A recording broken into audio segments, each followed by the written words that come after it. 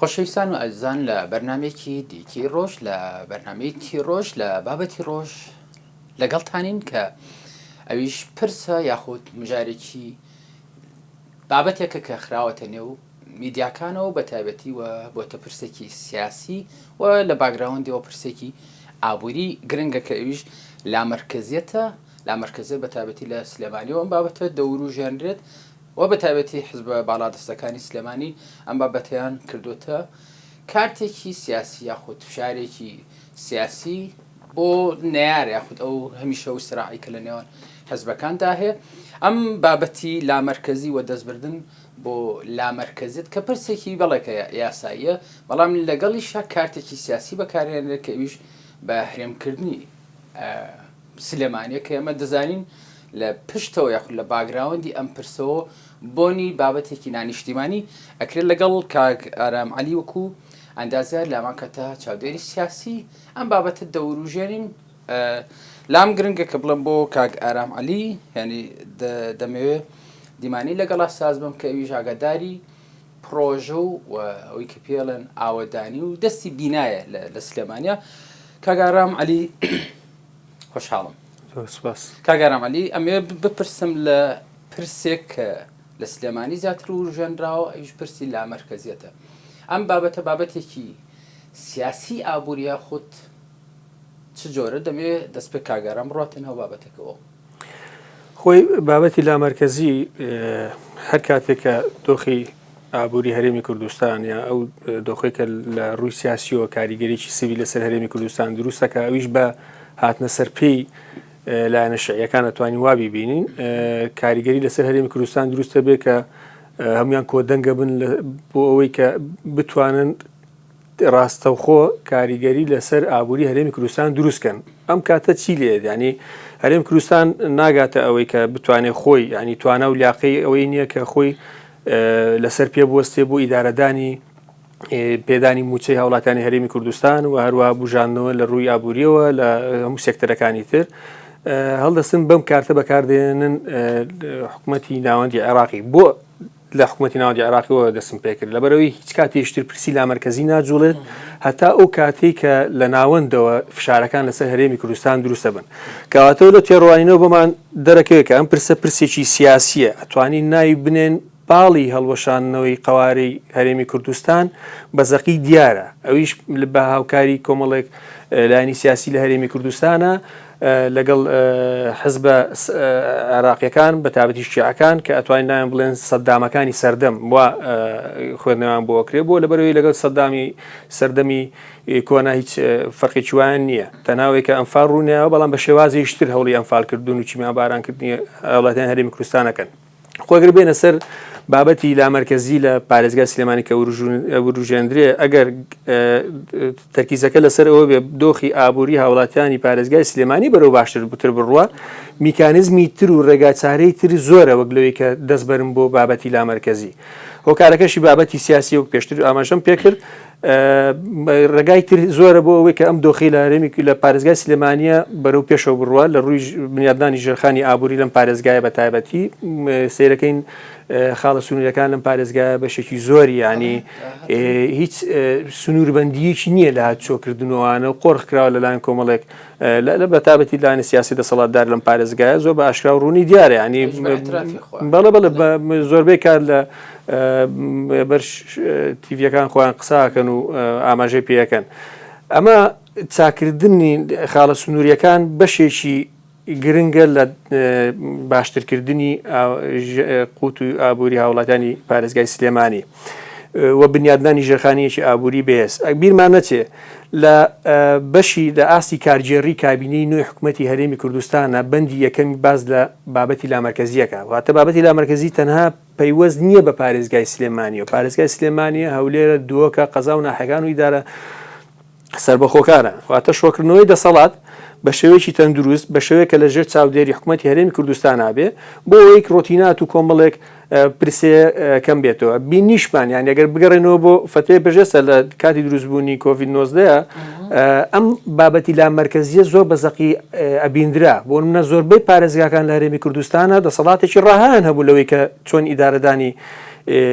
بەرەنگاربوونەوە بن بەرامبەر بە کۆرۆنا. ئەمە یەکێک لە بابەتەکانە. لەم کۆتایانە برارێک دەرچووە کە بۆ نمونە بە حکمەوەی ئەم فترێ بەشێکی زۆر لە پرۆژە ئیسیسمارەکان لە پارێزگای سلێمانی بۆ دەستەی وەبەرهێنان چووە. دەستەی وەبەرهێنانی حکوومەتی هەرێمی کوردستان ئەم سەلاحەتی لە ئێستا دراوەتەوە بە پارێزگاکان، مەسەلەن داوێتەوە بە پارێزگای سلێمانی بۆ نمونە بەڕێز دکتۆر ڤاڵۆبەکر وەک پارێزگای سلێمانی بە هاوکاری ئەندامان ئەنجومەن ئەتوانن گفتوگۆ لەسەر ئەوە بکەن کە ئەم پرۆژانە کامیان گرنگ و زەرورن لە ڕووی وەبەرهێنانەوە بۆ ئەم پارێزگایە. ئینجا ئەمان وەکو فلتەرێک بینێرنەوە بۆ دەستەی وەبەرهێنان، کەواتە ئەمەش بەشێشترە لەو لامەرکەزیەکە ئێمە باسیەکەین. خۆی ئەمانە گرفت بوون. ئەگەر ئێستا ئەمانە بکەونە بواری جێبەجێکردنەوە کەواتە ئێمە گرفتێکی وامە بۆ دروزانبێت لە ڕووی لامەرکەزیەوە. چەند خاڵێشتری شەیە کە بەڕاستی هەمووی چۆتە بواری جێبەجێکردنەوە، ینی خۆشبەختانە بینین، بەڵام ئەومان بیر نەچێ مەسەلەن لامەرکەزیش گرفتی زۆرە، ئاستەنجی زۆریەتە بەردەم. هەر ئەوە نییە تۆ من داوای لامەرکەزی بکەم. لە پێشەکی تەقدیمی بەرنامەکەمانی پرسیارەوەم کرد لە پشت ئەوەی کە ئەوەی بەرچاومان نەخرێ ئەمە نیەتێکی ینی پاک و باش نبینین لە وروژاندی ئەم بابەتی کە لامەرکەزێتە و دەستبردن بۆ بە هەرێمکردن هەرێمکردنی سلێمانی خۆمان نەزانی ینی چ واتایە گەیەنە چۆن سلێمانی تەسلیمی عراقی بکەی، عراقێک بۆ واقعی کە ئێمە ئەیبینینەوە کە وێرانێ لە ژێرخانەوە بۆ ژێرخان. خۆی پرسی لامەرکەزی و دروستبوونی ئیداری هەرێم و سەربەخۆوانە هەمووی کۆیکەینەوە لە چوارچێوی یەکگوشەیە بازارسازی سیاسی بوو ئەوکەنەمانە. یعنی ئەیانەوێت لە ڕووی سیاستەوە تێکەڵای بکەن، بارگایی بکەن و کاریگەری لەسەر دروست بچووبوونەوەی قەواری هەرێمی کوردستان بکەن. وەک پێوتی ئەمە باڵێکی گشتگیرە بۆ بچووبوونەوەی قەواری هەرێمی کوردستان بە شێوەی ستێپ بای ستێپ، ینی ئەنگاو بە ئەنگاو. ئەو بینیمان لە ساڵی 2017 لە 16 ئۆکتۆبەرە هەوڵی بزەبەت، ینی بەشێک لەکی زۆری خاکی هەرێمی کوردستان زۆر باشتر ڕادەست کرا. کاگەڕم بۆ عیبرەت لەوە وەرناگیرەکە ئەمە ئێستا حاڵ و ظروف و ژیانی ینی گوزەرانی کەرکووکیەکانە بینین کە لە دوای 16 ئۆکتۆبەر ینی چیان بەسەر کەرکووکیانە کە خاکی کوردانە. عیبرەت لەمە وەرنەگیرە سلێمانیش تەسلیم بکرێت کە ئێمە ڕۆن ئەیبینین کە ئەوانەی کە گروپی 15شن لە بەغایانی بە چ نەفەس و بە چ نێتێکەوە لەگەڵ ئەم قەوارەیە کە جێنۆسایت کراوە بە مانای وشە لە مێژووە، یانێ ئەمەش تەسلیم کرد بە تایبەتی شارێکە شاری ڕۆشنبیریە. ئەمە نەک عیبرەتی لێ وەرناگرم، متعی لێ ئەبینم بۆ لەبەرەوەی مەهامی شەخسی و مەهامە ئەساسەکان ئەوەیە لە بەرجی کوردایەتیە کۆستیانەتەوە بۆ بەرجی بۆ کاری جاشایەتی بەڕاستی، ینی جامە جە شێوازێکی جاشایەتی مۆدێرنە تۆ بێ دژی هەرێمی کوردستان قسە بکەیت و دژی حکوومەتی بۆ حکوومەتی هەرێمی کوردستان داوای لامەرکەزی بکەیت داهات هەمووی لە دەسەڵاتی خۆتە تەسەڕف پێ بکەیت، بەڵام لە دیوێشتریشە لە هەمان کاتە لە هەمان تۆقیتە داوای ئەوە بکەیت کە هەرچی داهاتە بیگەڕێنیتەوە بۆ حکوومەتی ناوەندی عێراقی. ینی تو ئامادەی دەست بێتە ناو دەستی دوژمنێکی کۆنەوە کە ئێستا بە شێوازێکی مۆدێرنەوە سەری هەڵداوە بۆ شکاندنی براکەی خۆت کە هەولێرە. ینی ئەم گرفتانە هەیە، ئەمانە کارەکەیان لەوەیە بەڕاستی لەگەڵ ڕێزمانی بەشی سۆریش ئەندام پەرلەمانەکان ئەوەنەی کار بۆ ناشرینکردنی قەواری هەرێمی کوردستانەکەن، ئەوەنە کاریان بۆ ئەوە نەکردووە کە پەنجە بخەنە سەر ئەو برینانەی کە لە هەرێمی کوردستانە دروست بە کارەکەیانەوەی بەڕاستی، ینی هیچ مەهامێشتریان نیە. ئەگەر بێت و بێت و بە شێوەیەکی کوردانە تەسەڕفکە هیچ گرنگێکی نامێنێت. توانم بڵێم ئەمانە تەنها لە ڕووی زمانەوە بە زمانێکی کوردی پێرفێکت قساکان هەر ئەوەیە لە ڕووی تۆنی قسەکردنیانەوە تۆنێکی کوردانەیە بەڕاستی بە کوردی قساکەن، بەڵام هیچ بەرگێکی کوردایەتیان پێوێن. دوێنە کە کاگ مەسرور وەکو سەرۆکی کابینەی نۆیەم کەوتی ئەوان چەندێک یانی بیانی ئەم خەوارە بچووکەنەوە خۆیان بچووکترە بنەوە بە بەرچای ئەوانەوە. کاگە ئەرەملام گرنگە کە ئەم بابەتە بەو شێوە ینی چۆن لە سلێمانیا بابەتەکە بەو شێوە وروژێنەوە چۆن لە شەقامی عەرەبیە گەر هەولێر دۆک سلێمانی ئاوەدان بێ و چەند نەزەرێک دروست کراوە بۆ عەرەب لەوەی کە لەسەر داهات و قوت و ژیانی ئەوان ئەم هەرێمە ئاوەدانە. ینی گەر هەولێر و دهۆکیش ئاوەدان بێ کە بەمەرجە لە ساڵ 43 داهات سلێمانی بۆ خۆی پشتی خۆی بردووە و وەری گرتووە. یان نۆعێن لە سلێمانیا لە شەقامی سلێمانیا خو لە میدیا و ماس میدیاوە قسە ئەکرێت کە ئەوە هەولێر و دهۆکن پشتی سلێمانی خۆن بۆیە ئەوێ ئاوەدانە، بەڵام ینی سەبەبەکەی وێ سلێمانی ڕۆژ بە ڕۆژ خۆی ئەم بابەتە زۆر دەمێکە هەیە لە سەدا 43 ئەو کاتێک کە تەوزیعی داهاتکرا بە پێشمارە دانیشتوانەوەوانە سەدا 43 داهاتی هەموو هەرێمی کوردستان بۆ پارێزگای سلێمانیە بەڕاستی زۆرترین ڕێژەی دامەزراوەکانی حکوومەتی هەرێمی کوردستانیش کە لە 1 ملیۆن و 200 وڵاتی هەرێمی کوردستانە نسبەی زۆری بەر پارێزگای سلێمانیەکەوێت. ئەمان قۆستۆتەوە بەوەی کە پارێزگای هەولێر و دووەکو ئەو ناوچانەی تری کە پێشتر لەسەر بڵێن بە شێوەیەک بڵێن پارتی دیموکراتی کوردستان تێدا باڵا دەستە ئەوەدان و خۆشگوزەران هۆکارەکەی بۆ ئەوەیە کە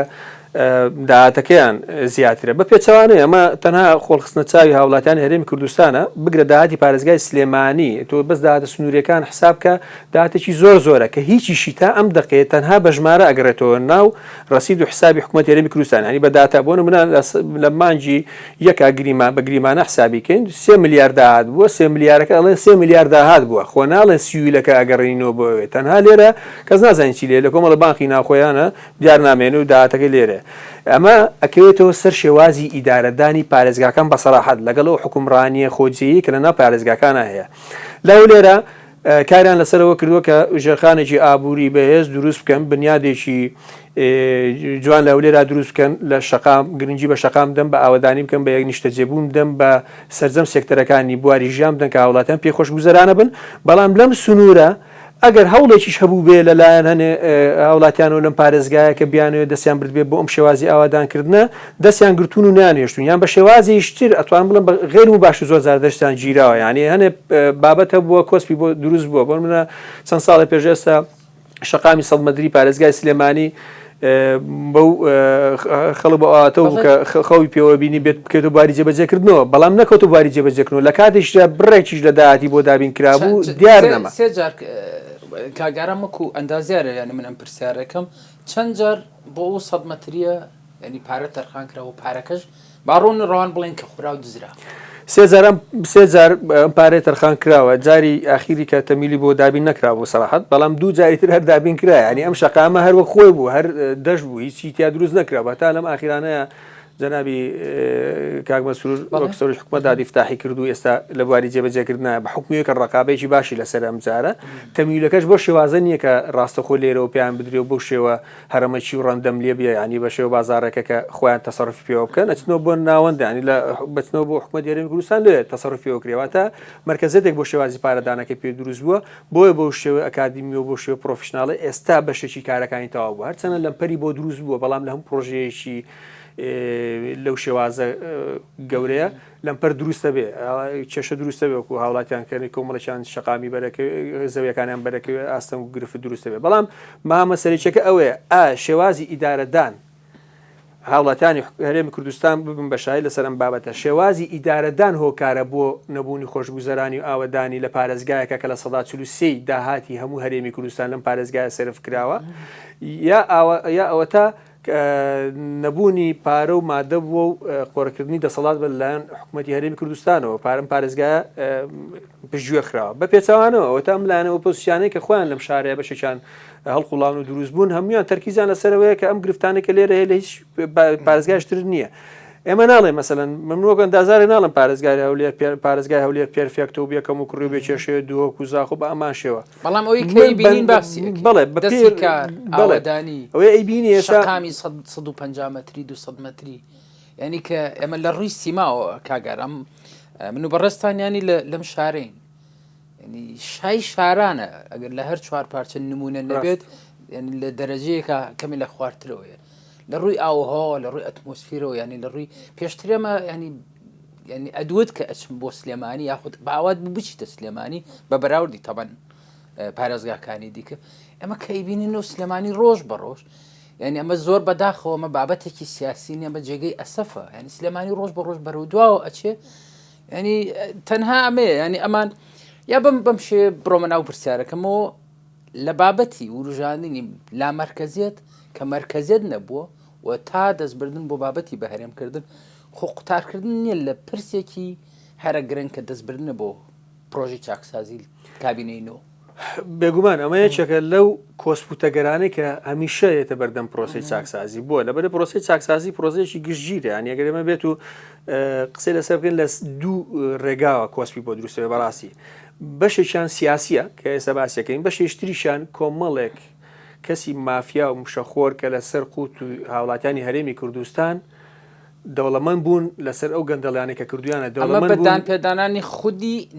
خودی کەسایەتی و کەسەکانی نێو حزبەکە بەڵێ لەسەر قوتی وڵاتانی هەرێمی کوردستان و ئەم شارە دەوڵەمەند بوون ئەمانە هەوڵی دروستبوونی کۆسپ و تەگەرادەم بۆ چاکسازی ئەمە خاڵێکیان خاڵی دووەمیان بابەتێکی سیاسیە زۆر جار دەستبردن بۆ پرسێکی وەکو چاکسازی ئاستەنگ و کۆسپ و تەگەری زۆرێتە بەردەم بە حکمی ئەوەی بەشێک بە حکومەی زۆرینەی حزبە سیاسەکان لە هەرێمی کوردستان پشتیان هەیە لە گەندەڵی بەڕاستی ئەنی توانین بڵێن بەشێکیان پشتی هەرە باڵایان هەیە ینی پشتی شێریان بەرەکەوێت لە گەندەڵی بۆیە کۆسپ دروست دەکەن بۆ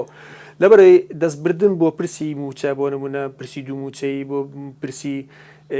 وەرگرتنی باز لە کۆمپانیان گەورەکان کە بەشی زۆران سەر بە حزبە دەسەڵاتدارەکانن ئەمانە گرفتیان بۆ دروستە بڵێ تەسفیەکردنی خاڵە گومریجەکان کاریگەری سدبی لەسەر داهاتی حزبەکە بێ بۆ لەبەرەوەی بەشێکی زۆری و کۆمپانیانێک کە لە خاڵە سنوورەکانە ئێستا کارەکەن سەر بە حزبەکانن بە تایبەتی لەم سنوورە کۆمپانیا هەیە تایبەت دیاری کراوە کە هێلکە بێنێتە پارێزگای سلێمانیەوە بەڵێ هێلکە بێنێتە پارێزگای سلێمانیەوە کۆمپانیای دیاری کراوە نەوتێنێ نەوتێ بنزین چ بنزینێکیش ئەو بنزینە ڕەساسی کە بە قسەی ئەندام پەرلەمانەکان بێت دوای لە کۆڵنیەکی ورد ئەم شارە وێرانە بووە ینی تووشی هزار دەردەسەری و نەخۆشی و گرفتە بێت بەو بنزینی کە ئەهێندرێت لە ئێرانەوە ماوادی ڕەساسی زۆرە کۆمەڵە ماوادی کیمیایی زۆرە ینی هەتا تەنانەت ئەو شوێنانێک کە ئیسیساخ ئەکەن لە خاڵە سنووریەکان کۆمپانیا حزبی دایناون یعنی ئەمە گرفتە هەرە سەرێکیەکانن لە بەردەم چاکسازی ئەمەش پاڵپشتی حزبیان هەیە بەڕاستی بۆ لەبەرەوەی کۆمپانیا بەدانپێنانی خۆیان کە بە ڤیددیو بە ینی کاری دۆکۆمنتاری کە ئێمە بینین دوانی وەشەویشەوە ئەم کارەیەکەن ینی چۆن پرسی چۆن ئەبنە لەمپەر و ئەبنە ڕێگر لە بەردەم پرسی چاکسازی لە بەردەم پرسی چاکسازیە پرسێکی تر یان ئەو ڕوژێن ئەگەر ناپێشتر من و کاگارام کۆبووین لەسەرەوەی کە ئەمە پرسێکی یاسایی پرسێکی قانونیە لە دەستوریشە هاتووە بێگومان ئەمە هەر کات کە بۆ پەردەپۆشکردن وەک جەناب باس کرد بۆ پەردەپۆشکردنی کۆمەڵێک گرفت و کێشەی تر پرسیش تازەیە نەکایە بۆ ئەوەی ینی چاوبەستی بۆ لایەن وڵاتانی هەرێمی کوردستان دروست بێ و تەرکیز و فۆکەسی خەڵک بچێتە ئەم پرسە تازەیە کە تازە دروست کراوە بەڕاستی ئەجینە بابەتی چاکسازی هاوکاری و هەماهەنگی هەموو لایەنە سیاسەکانیەوێت ئەمە دوگمەیەک نییە ئەون و ئۆفی بکەی بڵێ ئەمە ئۆنم کرد تاوەتی چاکسازی دەستی تاوا کۆتایی پێهات و ئۆفی کردو نەمێنێ ئەبێ بەهامەنگی هەموو لایەنە سیاسەکان بێ بەڕاستی ئەو لایەنانی کە لە کارنامەی حکوومەتی هەرێمی کوردستانە بەشدار بوون یەکێتی نیشتمانی کوردستان و بستنەوەی گۆڕان و پارتی دیموکراتی کوردستان ئەبێ سەرمەشقی پرۆژەی چاکسازی بن نەک لەوەی کە لەلایەن هەندێک حیزبەوە خۆیان گرفت و تەگەرە دروستە بێ لە ناو پرۆژەکە ئێستا ئەمە گرفتی یشتریشە ینی ئەو لایەنە سیاسیانەی کە بەشدارن لە حکوومەتی هەرێمی کوردستانە ئەمانیش لە ناوخۆیانە تەبانین بەڕاستی لە بابەتی پرسی لا مەرکەزیشە بەشێکی زۆری هەوادارانی یەکێتی نیشتمانی کوردستان لە پارێزگای هەولێر و دووە کوزاخۆوانە بەڕوون و ئاشکرایی ئەلانی ئەویان کرد کە لەگەڵ ئەم پرسە نین لەگەڵ ئەوە نین کە داهاتی پارێزگای سلێمانی مرادەسی بەغدا بکرێتەوە بوو ئەمە کاریگەریی زۆر سلبیە بە لەسەر دەنگدەرەکانیان لەبەرەوەی هەموو وڵاتانی هەرێمی کوردستان ئەو وعی و سەقافەتیان هەیە لەوە تێگەیشتون کە ئەمە پرسێکی سیاسیە بۆ قۆڕخکردنی دەسەڵاتی خۆیانە کاگارام چۆن ئەنی ئەم بابەتە یاساییە ئەقۆزرێتەوە یاخود استیغلال لەکرێ بە بابەتێکی ینی بەو شێوەیە باسی ئەەکەن کە ئەمە کونفەیەکوونێکەوە چارەسەری گرفتەکانەکە و بە تایبەتی چۆن ینی ئەی بەستنەوە بە پرسی موچە و قوتی بە تایبەتی موچە خۆرانەوە قۆڕخکردنی عاتیفەی هاوڵاتیانی هەرێمی کوردستان بە تایبەتی پارێزگای سلێمانی بۆ لەبەرەوەی بە دوای نقطەی زوعفی ژیانی گوزارانی هاوڵاتیان ئاگەڕێن لەم تەوقیتی ئێستا ئەمەش قسەی تیاکەن بەڕاستی فەرمانبەرانی هەرێمی کوردستان لە پارێزگای سلێمانی لە هەموو هەرێمی کوردستانە گرفتیان موچەیە هاتوون استیغلالی ئەو دۆخەیان کردووە کە ئەگەر ئێمە ئەم کارە بکەین تۆ چیت لێ تۆ ئەو گرفتە بۆ چارەسەرە بێ گرفتەکە چییە موچەکەت لە کاتی خۆیان وەرەگری موچەکەت بە تاوی وەرەگری بەڵام ئەمەش بەڕاستی خۆڵکردنە چاوی هاوڵاتیانە بە حکمی ئەوەی کە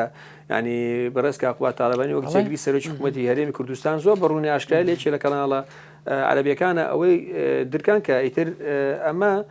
بە هیچ شێوەیەک ناچێتە بواری جێبەجێکردنەوە یەک دەستوری نییە بەڕاستی دوو ئایا حکوومەتی ناوەندی عێراق ئامادەیە مامەڵە لەگەڵ پارێزگای بکە کە تەنها لە سەدا 11 داهاتی هەموو هەرێمی کوردستان لەو سنوورە دەربێنرێتواتە ئینتاجی نەوتی هەرێمی کوردستان تەنها لە 11 لەم سنوورێ لە کاتێکە زیاتر لە 400 ملیۆن دۆلاری پێویستە بەس بۆ موچە ینی ئەوەی کە تەنها پێویستە بەم پارێزگایەوە زۆرینەی موچەکەواتە بێگومانە مامەڵێ ناکات وەکو بەر چاوڕنیەک دەکاتە چەند ینی لە ساچەنی داهاتی موچەخۆران ئەگەر بەو بەراوردی کە زۆرترین موچەخۆر ینی بە بەراوردی دۆهۆک و هەولێر زۆرترین موچەخۆر لە سلێمانین بەڵێ کاتی خۆی لەسەر نسبەی ڕوپێوی ژمارە دانیشتوان ئەو نسبەیە دیاری کرا بەڵام لە بەحکمەوەی کە بەشێکی مەفترەیەکی زۆرە کە ڕوپێوی نەکراوە بڵێن سەرژمێری نەکراوە نسبەکە زیای کردووە ئێستا لێرە ئەگەر بڵێن لە 143 تەسەوڕەکەم لە 150 بەرەو ژوورش بێ موچەخۆرانی پارێزگای سلێمانی بەڕاستی لەبەر پارێزگایکی گەورەیە حکمی ئەوەش کاریگەری هەیە ئەوانیش بۆ یارە هاتوون استیغلالی ئەم خاڵیان کردووە کە موچەی هاوڵاتیانی پارێزگای سلێمانی لەمەدا گرفتی نامێن ئەگەر بچێتەوە بەغدا بەڵام بێگومان بەغدا ئامادە نییە بە پێی دەستور مامەڵە لەگەڵ هەرێمی کوردستان کە هەرێمی کوردستان ئامادەیە کە نەوەت ڕادەست بکە نیوەی داهاتی خاڵەسوونەکان ڕادەست کە ئامادە نیە مامەڵی لەگەڵ بکە چ جای ئەوەی کە ئامادە بێ مامەڵە لەگەڵ پارێزگای بکە کە لە 11 داهاتی نەوتی هەبێ لە کاتێکە کە زۆرینەی داهاتی هەرێمی کوردستان بۆ بڵێن لەسەر نەوتە نەوت بەرهەمێنرێ بێگومان حکوومەتی ئامادە نیم کارە من زۆر کاتم نەماوە چۆن فریای ئەمە بکەوم لەگەڵ کاگەرامە ئەم باسە بوروژێن ینی بخێتە بەرچاو وەڕۆنیکەیتەوە لە ئەگەری ڕێککەوتنی عراق یاخود بەغداد و هەولێر ئەم بابەتی بلا مەرکەزیەت و بەهرێمکردن دووبارە دێزە بەرخۆنە ئەکرێتەوە یاخود لە ئەگەری ڕێگنەکەوتنی بەغدا و هەولێر بابەتی ئەوەی کە پێڵەن لە 125 موچەخۆران ببڕێت ینی ئەم بابەتە چۆن ینی بە تەسەوری تۆ یاخود چاکترە چۆن قسەی لەسەر بکریا خود کاری لەسەر خۆی بابەتی ڕێکەوتون و ڕێنەکەوتونمان لەگەڵ بەغدا بەڕاستی ئەگەر بە شێوەیەکی زۆر دیبلۆماسیانەیە ماڵسکۆ بکەین وەکو هەرێمیی سەر بەخۆ نابێ پێدا ببڕین لە بەغدا کاڵم ناوێ پێدا ببڕین لە بەغدا بۆ لەبەر کۆمەڵی بەرژەوەندی هەرێمی کوردستان ناچاریە کۆمەڵێک بازرگانی هەیە بەڕاستی لە گەڵ شارەکانی عێراقا ئاڵگۆڕی بازرگانیەکرێ مەسەلەن هەر لە کشت و کاڵ و هەم لە زراعەت و کۆمەڵی پێداویستی ترە ئەمەش داهاتێکی باشە بۆ هەرێمی کوردستان ئەگەر بۆ نەچێتەوە بۆ ناوخەزێنەی حکوومەتی هەرێمی کوردستانیش بۆ ئەو هاوڵاتیانەی کە ئەم کارانەکەن دەواجنیان هەیە کۆمەڵێک پێکاری ترەکەن ئەمە داهاتێکی باشە بۆیە بە ڕێکەوتون ڕێنەکەوتن نابێ ئەمە تەرکیزمان لەسەر ئەوە بێ کە عێلاقاتمان لەگەڵ حکوومەتی عێراقی تێک بدەین ئەگەر هات و ڕێکەوتین ئەوە سەحرەی باسی لە مەرکەزیەکرێ لەم پارێزگای ئەم سەحرە بەتاڵە بێتەوە ئیتی دیساندا ئەم بچێتەوە وەکو جاران و چاوەڕێ دەرفەتێشتی دەکەن و گرفتێشتی دروست بێت و جارێشترم هەلە بخۆزنەوە باس بکرێتەوە ئەگەر ڕێکەوتنیش نەکرێ بەڕاستی حکوومەت هەرێمی کوردستان ئەوەی ئاگامان لێ میکانیزمێکی باشی داناوە بۆ چارەسەرکردنی ئەم گرفتە وەک جەنابی سەرۆکی حکوومەتیش ئاماژەی پێکرد داهاتی ناخۆی حکوومەتی هەرێمی کوردستان بەرەو بەرزبوونەوە ڕۆیشتووە ئەویش پشت ئەستور بەچی بە ڕێخستنەوەی باج نەک زیادکردنی باج ڕێخستنەوەی باج و وەرگرتنی باج لە کۆمپانیا گەورەکان بەڕاستی لە بەخشین شمولی بەخشین ناکە هیچ کۆمپانیایکی دیاری کراو ڕێخستنەوەی داهاتی ناوخۆ بەوەی کە کۆمەڵێک مەساریف هەبوو لە ئیدارەکانی بڵێن لە دامودەستگاکانی حکوومەتی هەرێمی کوردستانە ئەوەش پێداچوونەوەی بۆ کراوە لەگەڵ کۆمەڵێک لە خاڵە سنووریەکان خۆ ئەگەر بێت و ئێمە بە یەک دەست و بە یەک دەنگ هەموو لایەنە سیاسەکان لە هەموو پارێزگاکان کار لەسەرەوە بکرێت کە پرۆسی چاکسازی هەنگاو بە هەنگاو بچێتە پێشەوە ئەوە ئێمە نەگرفتی پێدانی موچەمان دەبێت بەڕاستی نەگرفتی سەرهەڵدانی دروستبوونی بابەتی لا مەرکەزی و لە گەڕانەوە بۆ سەر بەغدا ئەوانەش دروستە بێ دروست نابێ ئەفۆ ئەمە گرفتانە هیچی دروست نابێت بۆیە چاکسازی باشترین هەنگاوە کە حکوومەتی هەرێمی کوردستان ئێستا هەنگاوی بۆنەوە ئەبێ ئەمەش بەڕاستی بە پشتیوانی هەموو لایەنە سیاسەکان نەکرێت وەکوی کە باسم کردێکی لە خاڵەکانی سیاسیە کە ئەبێ و لایەنە سیاسیانەش پێ بە جێرجی خۆیان بنێ وەکو چۆن کۆمەڵێک لایەنی سیاسی ئەگەر پێیان بەوە نابێت کە لە هەندێک داهاتی حزبەکەشان ڕۆیشت بێ قەیچەکە ئەمە چاکسازیە بۆ هاوڵاتیان هەرێمی کوردستانە چەند ساڵە لێ خۆن بەڕاستی بە ئەم جارە بگەڕێتەوە بۆ ئەوەی کە هەوڵاتیان لە کوردستان و قەیرانە نەجاتیان بێ هەواڵێکی دوورخۆشکەری شەیە بەڕاستی کە لە کۆبوونەی کۆتایی لیژنەی دارایی پەرلەمانی کوردستان لەگەڵ وەزیری دارایەوەی کە هەموو 25 مانگێک واتە هەموو سی ڕۆژجارێک هەموو 25 مانگێک بەڵێ نابێتە هەواڵی بەپەلە و ئەمە ماشێتی کەناڵەکانی تەلەڤیزۆن و لە کاتی خۆیان موچەکە دابەشەکرێ بەڵام بە پێی و داهاتێک کە لە بەردەستدا هیوادارین کە لێبڕینەکەش ئەگەر بش بێ لێبرینێکی کەم بێ بۆی هاوڵاتیان هەرێمی کوردستان لەسەر پێ خۆیان جارێشتر بەرەو بژانەوە کاگەڕام باسە لەوە زیاتر هەڵەگرێەوە زیاتر لەوە ئەو کێشترە بەڵام من هەرەوەنە ینی کاتم لە بەردەستە سپاس بۆ کاک ئارام عەلی وەکو ئەندازیار کە لەگەڵمانە بوویت سپاس کاگەرە خۆشەویستان و ئازیزان ئێوەش هەمیشە تەندروست و شادومان بن.